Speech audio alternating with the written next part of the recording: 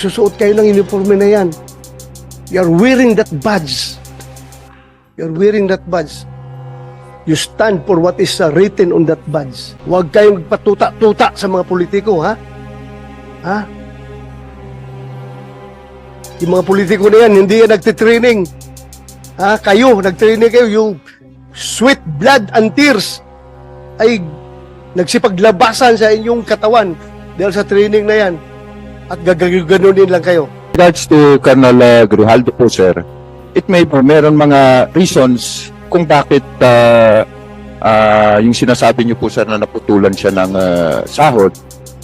It may be the resource person, si Colonel Uliciano, hindi po niya alam yun, sir, Your Honor. Yan, my statement. It's yung aking pagiging pulis. Ha? Kasama niyo ako. Hindi ako outsider ng PNP. And I love the PNP. Hindi. Yung pinanggalingan ng mga pinagsasabi ko, hindi. Dahil nasa kabilang bakod kami ng politics. Wala. At akin dito. Ano yung uniforme na sinusuot ninyo at willing kayo na mamatay sa uniforme na yan. Yun ang aking sinasama ng loob, Kenneth. Huwag ka magsabi ng apolitical. This is not all about politics. This is all about the PNP as an institution na you should look out for the welfare of your people. Yun ang kinasama ng loob ko. Si Colonel Grijaldo, sir. Ano ka sa DP? Division Chief, sir. Ng, Policies, Plans, and Program Division. so you represent DP and the Chief PNP as far as the Grijaldo case is concerned. Am I right? Sige, sagutin mo lang yung mga tanong ko. Sige, anong sasabi mo? Colonel Grijaldo, sir, is considered allowed, sir. Allowed, automatic leave of absence without pay, sir. Why? Na-contempt siya, sir, so hindi siya makapagtrabaho. And I don't know, sir, kung may order na rin siya, sir, as allowed pay. Hindi ba nyo titingnan na double whammy yan on the part of Grijaldo? Sobrang injustice na yan sa kanya. He's suffering from injustice sa pagkakulong niya ngayon for telling the truth. Dapat ang PNP, you should be proud of him for standing for what is right and for standing for the truth.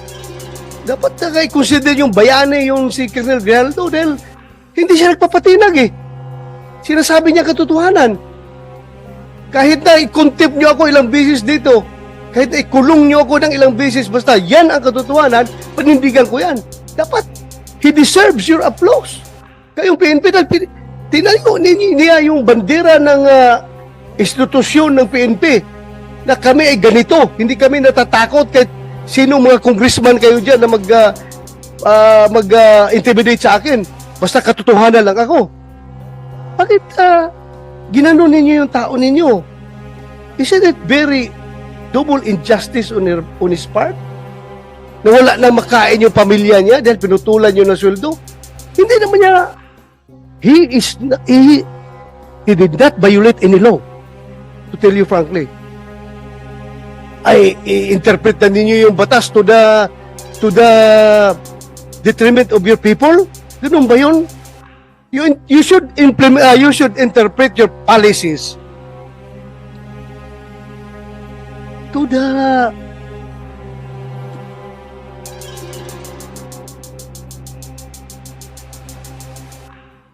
advantage of your people. Tingnan nyo, you should be liberal enough to interpret your own policies. Hindi yung porke nakakulong, i-apply ka agad yung no work, no pay, i-apply ka agad ninyo yung ano ba yung policy natin dyan pag nakakulong? Sabi nyo, yung incarcerated na tao or one is automatic, putol ang kanyang sweldo. Kawawa naman yung tao. Yung ginagawa natin yung policy na yan, ha? The intent of that policy is to make sure na yung mga eskalawag na pulis natin na nakakulong ay hindi na mag-enjoy sa sweldo niya. Is Grijaldo Escalawag. Kaya for purposes of discussion, sabihin ko, isa, wala kami magawa. Yan ang pulisya natin. No work, no pay. At kapag incarcerated, utol ka ng sweldo. But still, dapat may puso kayo sa tao ninyo. Kung nangyari sa'yo yung ginawa kay Grijaldo, anong sabihin mo? Sige nga, I would like to get your opinion. Sige, you open the mic. Ikaw, nagsasabi ng totoo sa isang congressional hearing.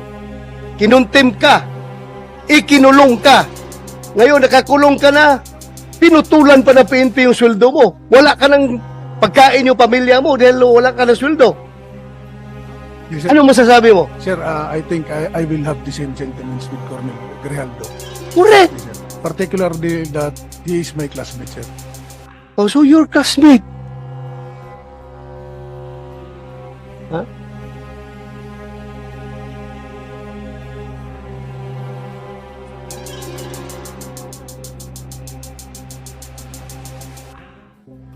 Oh, alam mo, kayo dapat dapat manindigan kayo para sa tao ninyo.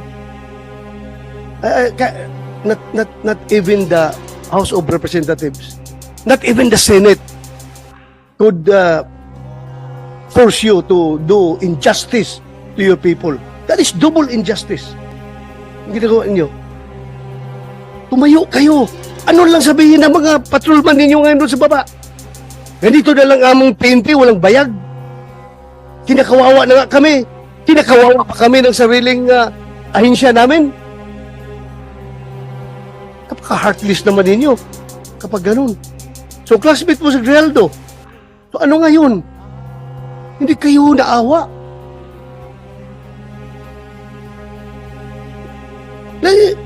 Then, I would like to acknowledge the presence of Senator JB.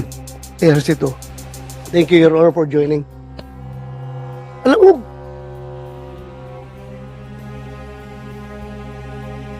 that is why I required the Chief PNP to be here. I would like him to explain his side properly. Dapat. Because as a commander, it's very basic. Dalawa yung ating function as a commander. Number one is the accomplishment of the mission. And number two is the welfare of our men. Dalawa yan. Magkatabi yan. Accomplishment of the mission, welfare of our men. Anong welfare ang ginawa niyo kay Grijaldo? Hindi ba talagang nilaglag ninyo siya? Dahil as I have said, you should be proud of him. Hero ninyo siya. Porke galit sa kanya yung Quadcom, galit na rin kayo sa kanya. Tama ba yun na behavior ng isang institusyon na dapat tinitingnan ang kabutihan ng kanyang mga membro? I don't see any reason behind bakit ganun kayo mag-treat ng tao ninyo.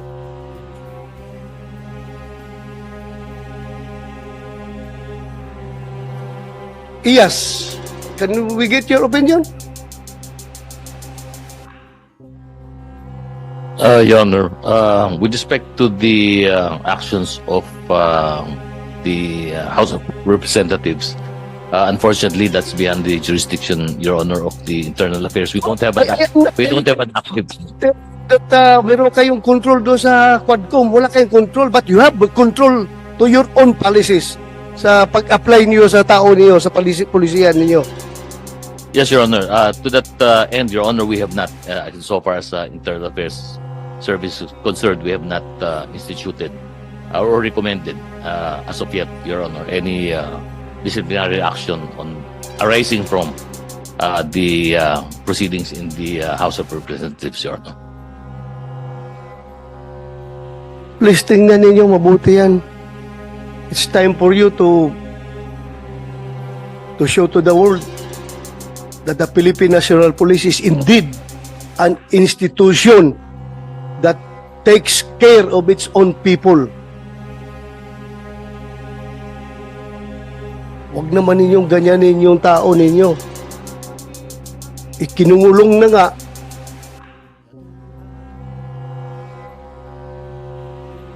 sobrang injustice na na-experience niya ngayon, putulan pa niyo ng sweldo. Paano ang pamilya niya? Paano yung pag-aaral ng pamilya niya? Paano yung pagkain nila pang araw-araw? Wala na siyang sweldo. Okay lang sa akin yun kung iskalawag yung tao. Kung ninja cup yung tao, go ahead. You punish him. Pero for standing for the truth, for doing what is right, and for not giving in to the intimidation sa ginagawa sa kanya ng Quadcom. Kayo rin, sasakay rin kayo sa Quadcom na pati sweldo niya, puputulin ninyo. You should be liberal enough to interpret your own policy to your people. Kayo ba sa armed forces? Ganun din kayo? Kapag ang tao ninyo ay nakulong, na-contempt, puputulan rin yun ng sweldo?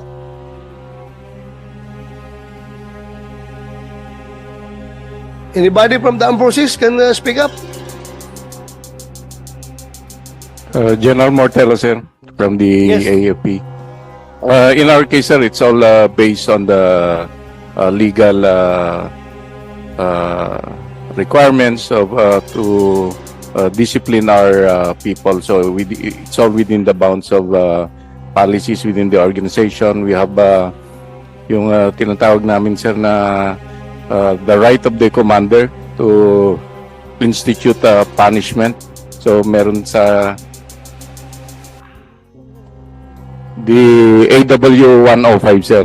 So any commander, even down to the smallest unit, can impose punishments based on the to institute discipline within the organization. So hindi basta-basta. Meaning, the commander still has the discretion. Yes, sir. Yeah. Discretion, yan ang pinaka-magic word yan. Discretion mo yan, being the commander. Nakita mo yung sitwasyon ng tao mo. May discretion ka. Di ba? Yes, sir. Alam natin, paglaban natin mga tao natin. May mga tao tayo na hinaharas ng mga politiko doon sa baba. May mga tao tayo na kung ano-ano na pinagpapail na kaso. Ito, kaso talaga sa korte, ha? Harassment cases dahil nga, ako mismo, may mga kaso ako noon na harassment cases from politicians because hindi ako nag-give in sa kanilang kagustuhan, sa kanilang pansariling kagustuhan. Hindi ako nag-give in. Kinasuhan ako. Pero, at least ang PNP namin noon ay hindi ako pinutulan ng sweldo. May kaso nga ako eh. Pero hindi ako pinutulan ng sweldo. Dahil nakita naman ng PNP leadership na itong tao na ito nagtatrabaho lang. Nasagasaan ang politiko. Ngayon, nagalit ang politiko, rumisbak, kinasuhan. So bakit ko puputulan ng sweldo itong tao na nagtatrabaho? Taong matino. You have the discretion being the commander. And your discretion, using your discretion, you should consider always accomplishment of the mission and welfare of your men. Yung pagpuputol yun ng sweldo kay Grijaldo, what mission have you accomplished? Meron kayo mission na na-accomplish doon? Wala. Wala.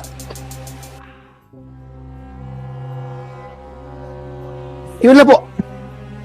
Nandito kayo mga pulis, makinig kayo. Ha? Nagsusuot kayo ng uniforme na yan. You're wearing that badge. You're wearing that badge. You stand for what is written on that badge. Ha? Ipaglaban ninyo yan. Huwag kayong magpaitoy-itoy sa mga politiko. You know what I mean? Ha? Huwag kayong magpatuta-tuta sa mga politiko, ha? Ha? Yung mga politiko na yan, hindi yan nagtitraining. Ha? Kayo, nagtraining kayo, yung sweat, blood, and tears ay nagsipaglabasan sa inyong katawan dahil sa training na yan. At gaganunin lang kayo.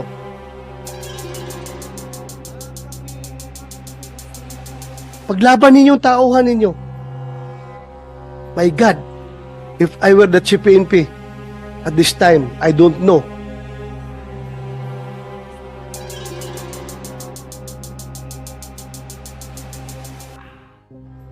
Pag ginaganon yung tao ko, I can never sleep soundly at night kapag mayroong injustice na ginagawa sa aking tauhan. More so, the injustice is coming from my own institution itself. Sabi ko kasi magpakamatay ako para sa aking tauhan kapag ginaganyan yung tao ko. Lalong-lalo na kapag ang tao ko ay nagsasabi lang ng katotohanan at pinanindigan kung ano ang tama. DP, you relay my messages to your to the DP, and to your Chief PNP. I-relay nyo yung mensahe ko. Sana naman nakikinig kayo. Hindi ko kayo pwedeng diktahan on what to do because that is already overreach on my part. May sarili kayong chain of command. Sundin ninyo. Pero sa akin lang, as may oversight function, nakikita ko talaga sobrang injustice na ginawa nyo kay Grijaldo. Paglaban nyo yung tauhan ninyo. Lalong-lalo na, classmate mo yun. Sobra ang nangyari sa kanya. Anong sabihin ngayon ng ibang mga opisyal ninyo? Ibang mga tauhan ninyo? Ganito pala ngayon. Hindi pala ako kayang dipinsahan ng aking sariling institusyon kapag ako'y lumalaban sa tama at sa katotohanan. Hindi pala ako kayang dipinsahan. Bagkos ako pa'y pinutulan ng sweldo. Ano makakain ng pamilya ko kapag ganun? Makonsensya naman kayo. What happened to Grijaldo may happen to you. Pwede mangyari sa inyo yan. At kapag ganun kayo ka-weak as an institution, I don't know what will happen to the PNP. Lumaban kayo. Labanan ninyo yung tama. Huwag kayong magpa-kuhan dyan. Yes. Sir, I would like to inform the Honorable Senator that the PNP is apolitical po, sir. With regards to Colonel Grijaldo po, sir, it may po, meron mga reasons kung bakit yung sinasabi niyo po, sir, na naputulan siya ng sahod. It may be the resource person, si Colonel Ulikiano, hindi po niya alam yun, sir, Your Honor. So, baka may mga reason naman po, sir. Alam Thank you, ko, sir. reason, no work, no pay. Yun nga, but what I'm telling you is about the welfare of your men, that you should be liberal enough in implementing your own policies. Tingnan yung kabutihan ng tao. Because hindi ka forever, Kenneth, Regional Director, may chance rin na mangyari sa iyo yan. At kung pag nangyari sa iyo yan, what will you feel? Yung inostisya. I am not telling you to PNP to be political. We're not talking about politics here. We're talking about the welfare of your people. We're talking about your institution. There's no political behind my statement. What is behind my statement is yung aking pagiging pulis. Kasama niyo ako. Hindi ako outsider ng PNP. And I love the PNP. Hindi. Yung pinanggalingan ng mga pinagsasabi ko, hindi. Dahil nasa kabilang bakod kami ng politics. Wala. At akin dito. Ano yung uniforme na sinusuotin nyo at willing kayo na mamatay sa uniforme na yan. Yun ang aking sinasama ng loob, Kenneth. Huwag ka magsabi ng apolitical. This is not all about politics. This is all about the PNP as an institution na you should look out for the welfare of your people. Yun ang kinasama ng loob ko. Sir. Go ahead. Sir, kami nga po ay nagpapasalamat dahil kasama niyo po kasama namin po kayo, sir, as the former Chief PNP. However, ang sinasabi ko po, sir, baka naman itong si Colonel Ulicanio, hindi niya alam yung underlying circumstances kung meron pang dahilan kung bakit po naputulan ng sahod si Colonel Grijaldo. Yun lang po, sir. Then inform us kung ano. Huwag tayong, ilatag natin ang braha. Ilatag natin ang braha kung bakit talaga ninyo ginanon yung tao. Tanungin natin, Yes, sir. We'll, did he violate the law? Meron ba siya binayulit na batas? Yung pagka-contempt niya, kasalanan ba niya yun? Kasalanan ba niya? I'm sure all of you were watching the proceedings. Kasalanan niya kung ipagtayo niya yung katotohanan? Panindigan niya yung katotohanan? You want to say something? Yes, sir. Based on our policy, sir, yung allowpe po kasi, sir, once hindi siya makapag-perform, katulad nung nakulong, sir, so, he will be issued orders as allowpe, sir. Then, corresponding to that, yung salary niya, sir, talagang puputulin din based on the... Wala akong question dyan. Alam ko may mga policy na ganyan. What I am telling you about is how you interpret your policies. Maawa naman kayo sa tao ninyo. Yun lang sa akin. Welfare of your men. Yun lang sa akin. I hope you get me right. I hope. Hindi ko sinasabi na pag walang tapon niyo yung mga policy ninyo dahil ginawa yan, may rason yan. At ang rason yan, I should be clear to you. Bakit natin ginawa yan? Kasi yung mga eskalawag na pulis na patuloy pa rin na nagtatanggap ng sweldo kahit may mga kaso, yan, ginawa natin yan. Pero in the case of Grijaldo, dapat sabi ko nga sa inyo, dapat marunong kayo interpret your own policy to your advantage. Kayo, advantage ninyo sa inyo. Huwag naman na ganunin yung tao ninyo.